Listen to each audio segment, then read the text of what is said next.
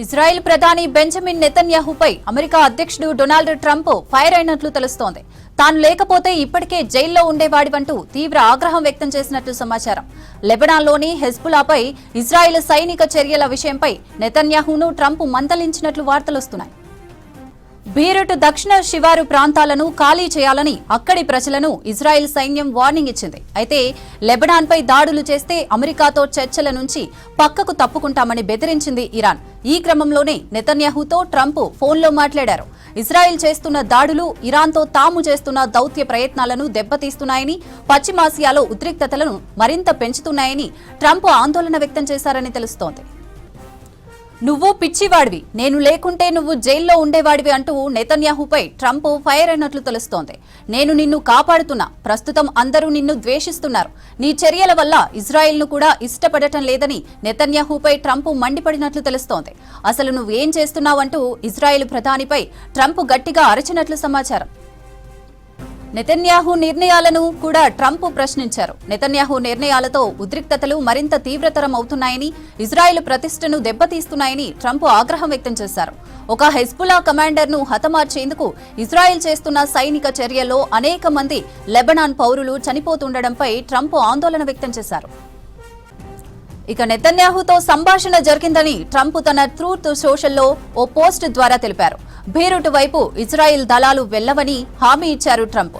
Hezbollah నాయకులతోనూ మాట్లాడినట్లు తెలిపారు Trump. ఇజ్రాయెల్పై సైనిక కాల్పులను ఆపేందుకు Hezbollah నాయకులు కూడా ఒప్పుకున్నారని చెప్పారు. ఇజ్రాయెల్ కూడా హెజ్బుల్లా నేతలపై కాల్పులకు దూరంగా ఉంటుందని చెప్పారు. అయితే నెతన్యాహు ప్రకటన ఇందుకు భిన్నంగా ఉంది. ఇజ్రాయెల్ నగరాలు, పౌరులపై దాడులు కొనసాగితే హెజ్బుల్లాను లక్ష్యంగా చేసుకుంటామని వార్నింగ్ ఇచ్చారు. ఈ విషయాన్ని ట్రంప్కు కూడా చెప్పామని తెలిపారు. ఇజ్రాయెల్ ప్రధాని బెంజమిన్ నెతన్యాహుపై అమెరికా అధ్యక్షుడు డొనాల్డ్ ట్రంప్ ఫైర్ అయినట్లు తెలుస్తోంది. తాను లేకపోతే ఇప్పటికే జైల్లో ఉండేవాడివంటూ తీవ్ర ఆగ్రహం వ్యక్తం చేసినట్లు సమాచారం. లెబనాన్లోని హెజ్బుల్లాపై ఇజ్రాయెల్ సైనిక చర్యల విషయంపై నెతన్యాహును ట్రంప్ మందలించినట్లు వార్తలొస్తున్నాయి.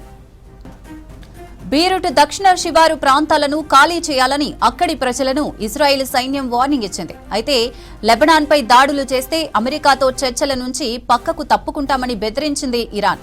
ఈ క్రమంలోనే నెతన్యాహుతో ట్రంప్ ఫోన్లో మాట్లాడారు.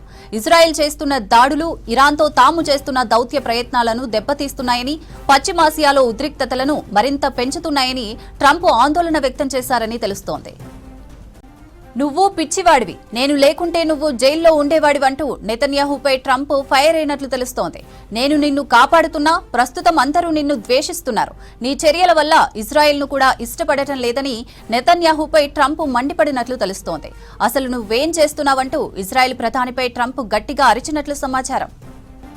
నెతన్యాహు నిర్ణయాలను కూడా ట్రంప్ ప్రశ్నించారు. నెతన్యాహు నిర్ణయాలతో ఉద్రిక్తతలు మరింత తీవ్రతరం అవుతున్నాయని, ఇజ్రాయెల్ ప్రతిష్టను దెబ్బతీస్తున్నాయని ట్రంప్ ఆగ్రహం వ్యక్తం చేశారు.